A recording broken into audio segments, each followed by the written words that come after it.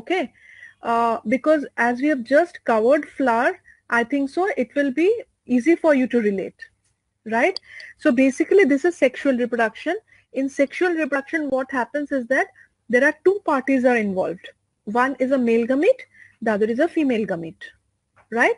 So that is the main, the key word for a sexual reproduction, which happens in plants as well as in animals. This is the most common form of reproduction. As you must have studied, in our earlier classes, that there is also asexual reproduction. What is asexual reproduction? In asexual reproduction, you did not require a male and a female gamete. It can happen through vegetatively, it can happen through cutting, it can happen through layering, it can happen through a grafting, right? So there are many ways through which plants can reproduce. What is reproduction? Reproduction is basically the process by which plants give rise or give birth to their own kinds. Re matlab again and again and again. Production means to produce, to give birth, right? So when plants give birth to new plants of their own kind, for example, an orange tree will give birth to, yeah? Natural cycle. Plants produce new of their kind naturally. Naturally, very good. Yes, naturally. It continues forever. So basically in sexual reproduction, two parents are required. One is male, one is female, right? One, for example, in flowers we studied one was stamen, one was pistil. One was androecium, one was gynoecium, right? So the stamens, as we know, produced pollen grains. The female gametes were stored in the large cell which was inside the ovule, right?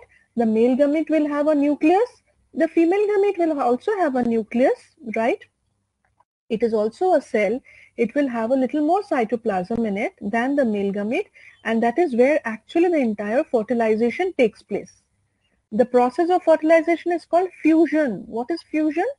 Fusion matlab where both the male and the female meet, they fuse, they get into each other and they form the zygote. So basically, Neha, the thing is that stamen does not fuse with pistil. Stamen is like a big part. The pollen grain, inside the pollen grain also there is a nucleus. The male gametes are there inside that, which is shifted through the pollen tube. Remember the drawing I had drawn, how the tail is growing and entering through the micropyle? Yes, ma'am. So from that, through the tube, two little cells enter. Those are two little tiny male gametes which enters through the micropyle into the ovule. Those fuse. Yes, What Yashika? exactly is a gamete? Gametes are the reproductive parts. As in, they are the main, we call that the flower is a reproductive part, but the flower has got so many parts in it, subparts. Now we are studying. So basically, gametes are the most basic reproductive part in a flower, which actually fuses to produce, they undergo fertilization to produce the zygote. Ma'am, can we say in the short, like what two together meet in the fusion? Don't you worry, Neha, I will explain the entire process. We will discuss fertilization, zygote formation in our next concept. There is an entire chapter on that. See, there is this fertilization, there's an entire concept here. Yes? I will explain it to you. Tell me what a gamete was. I understood what you said, but I'm not sure about a gamete.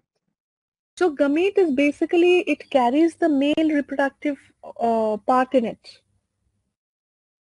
The female gamete carry the female reproductive cell, the nucleus in it, which actually fuses, matlab they meet with each other and then they fertilize to form the zygote. The gamete is basically, if you want to, visualize it, it is basically the cell or the nucleus.